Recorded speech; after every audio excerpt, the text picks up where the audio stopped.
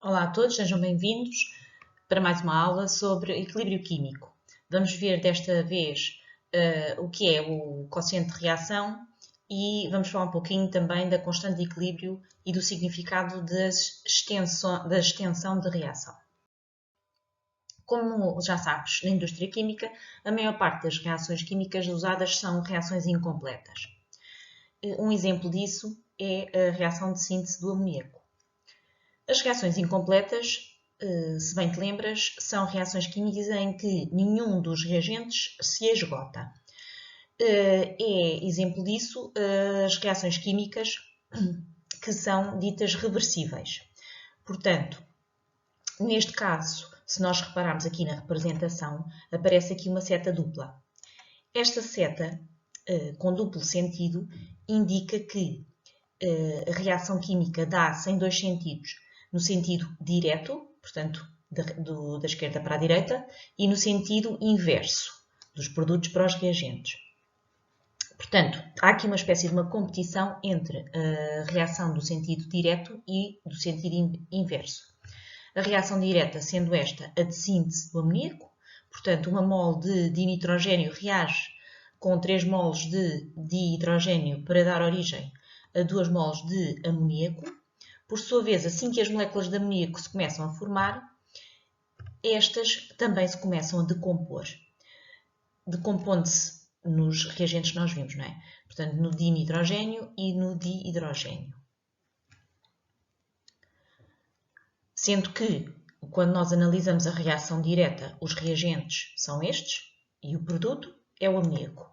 Quando analisamos a reação inversa, o amoníaco será o reagente e os produtos de reação serão o dinitrogênio e o dihidrogênio. A ocorrência em simultâneo de uma reação direta e da sua inversa em sistema fechado pode resultar no estabelecimento de um estado de equilíbrio. Então vamos analisar a evolução da concentração destas espécies no sistema, à medida que o tempo decorre quando se dá a reação. De início, podemos ter só no sistema dinitrogênio e dihidrogênio e, à medida que o tempo decorre, portanto, estas moléculas vão reagir entre si e a sua concentração no sistema vai diminuindo, não é? Vai diminuindo. Estequiometricamente falando, nós podemos ver que o dihidrogênio consome-se 3 vezes mais depressa que o dinitrogênio. E vai haver um instante em que a concentração destas espécies no sistema se vai manter constante. Por sua vez, à medida que o amoníaco vai aparecendo no sistema, a sua concentração vai aumentando, obviamente, não é? Até que nesse determinado instante, ao qual nós damos o nome, é o instante a partir do qual se estabelece o equilíbrio químico, as concentrações destas 3 espécies mantêm-se no sistema químico. Analisando a rapidez com que a reação direta, ou melhor, com que o sentido direto da reação se dá e o sentido inverso, verificamos que, à medida que os reagentes se convertem em produtos de reação, portanto, os reagentes vão se consumindo rapidamente inicialmente e depois menos rapidamente, à medida que eles vão desaparecendo no sistema ou vão se transformando em produtos, essa rapidez vai desacelerando, não é? E vai estabilizando, até que no instante em que se estabelece o equilíbrio químico, a rapidez se mantém constante. Essa é para a reação no sentido direto e no sentido inverso. Ela vai aumentando até que depois também estabiliza. E é a estabilização desta rapidez da reação direta e inversa que é responsável pelo estabelecimento da concentração dos reagentes e dos produtos de reação no sistema.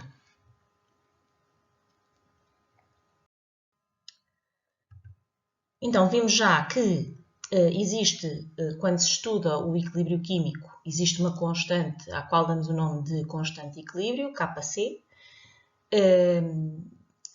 também chamada Lei do Equilíbrio Químico ou Lei da Ação das Massas, foi proposta por ou melhor, foi desenvolvida por dois cientistas noruegueses, Cato Gullberg e Peter Wag.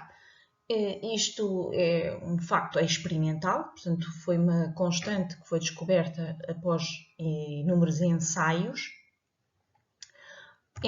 Então, o que se verificou que, genericamente, nós temos uma equação química reversível e verificou-se que existe uma determinada temperatura constante, existe uma razão que é constante, que é a razão entre o produto das concentrações dos produtos no equilíbrio elevadas aos respectivos coeficientes estequiométricos e o produto das concentrações dos reagentes no equilíbrio químico elevadas aos coeficientes estequiométricos, e essa razão é constante.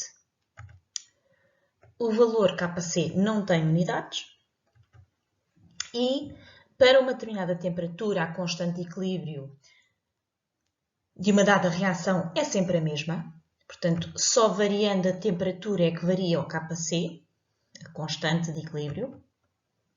Também se sabe que a constante de equilíbrio da reação direta é inversa da constante de equilíbrio da reação inversa. É fácil de compreender porque, ora, a expressão da constante de equilíbrio da reação direta é inversa da expressão de equilíbrio da constante de equilíbrio da reação inversa. Vamos agora ver algumas interpretações de Kc. Podemos pensar na constante de equilíbrio como a razão entre a concentração dos produtos e a concentração dos reagentes no equilíbrio. Então, posto isto, se a constante de equilíbrio for muito superior a 1, significa que este numerador é muito superior ao denominador. Então, isto quer dizer que, no equilíbrio, o grau de transformação dos reagentes em produtos é maior. Isto é possível se a reação direta for mais extensa que a inversa no equilíbrio. Portanto, no equilíbrio haverá maior quantidade de produtos que de reagentes. Por sua vez, se a constante for muito inferior a 1, significa que este nosso quociente terá que ter um denominador superior ao numerador. Então, isto significa que no equilíbrio o grau de transformação dos produtos em reagentes é maior, ou seja, a reação inversa é mais extensa que a direta. Portanto, no equilíbrio haverá maior quantidade de reagentes que de produtos. Como é que verificamos se um sistema atingiu ou não o equilíbrio químico? Usando uma propriedade que é o quociente da reação. O quociente da reação é uma expressão que tem a mesma forma que a constante de equilíbrio, mas na qual as concentrações não são necessariamente as concentrações de equilíbrio. Portanto, para a equação genérica que aqui se apresenta, o quociente de equilíbrio vai ter a mesma expressão do quociente, só que estas concentrações dos produtos e dos reagentes estas concentrações elevadas aos respectivos coeficientes estequiométricos, elas não vão ser as concentrações do equilíbrio. Portanto, o Ezinho, aquele E que nós costumamos colocar aqui em subscrito, desaparece da expressão. Para que é que serve o quociente de reação? Ele permite saber qual o sentido da reação, ou seja, se é o sentido direto ou o inverso que vai ser favorecido até se estabelecer o equilíbrio. Porque não nos podemos esquecer que a tendência de qualquer sistema reversível será o do estabelecimento do equilíbrio químico, atingindo então a tal constante de equilíbrio. Então, agora vamos ver a relação entre o quociente e a constante, porque o quociente é usado para prever a reação que é favorecida. Não nos podemos esquecer, mais uma vez, que o sistema tende sempre para o equilíbrio químico. Então, se nós calcularmos o quociente de reação e verificarmos que ele iguala a constante de equilíbrio, porque nós sabemos a constante de equilíbrio muitas vezes, portanto, ela está tabelada para diferentes temperaturas, para as diferentes equações químicas. Então, se o quociente for igual à constante, quer dizer que há equilíbrio químico. Isto significa que a velocidade da reação direta e inversa é a mesma. Se verificarmos que o quociente é superior à constante, então o quociente irá diminuir até igualar a constante. E isso só é possível se for favorecida a formação de reagentes, ou seja, a reação tem que se tornar mais extensa no sentido inverso. Por sua vez, se o quociente for inferior à constante, significa que o quociente terá de aumentar até igualar a constante. Como é que isso é feito? Favorecendo o sentido direto da reação, ou seja, favorecendo a formação de produtos. Então, será maior a velocidade da reação direta, neste caso, e da reação inversa ali. Vamos ver aqui um exercício de aplicação. Diz o seguinte: o dióxido de enxofre reage com o dioxigênio de acordo com a equação química. 2 mols de dióxido de enxofre no estado gasoso reagem com 1 mol de dioxigênio no estado gasoso, originando 2 mols de trióxido de enxofre no estado gasoso. Isto é um sistema homogéneo. A constante de equilíbrio a uma determinada temperatura fixa, T, é de 208. Olhando aqui para esta constante de equilíbrio, eu verifico que é bastante superior a 1, portanto, o grau de transformação dos reagentes em produtos é maior do que a reação inversa. No equilíbrio, claro.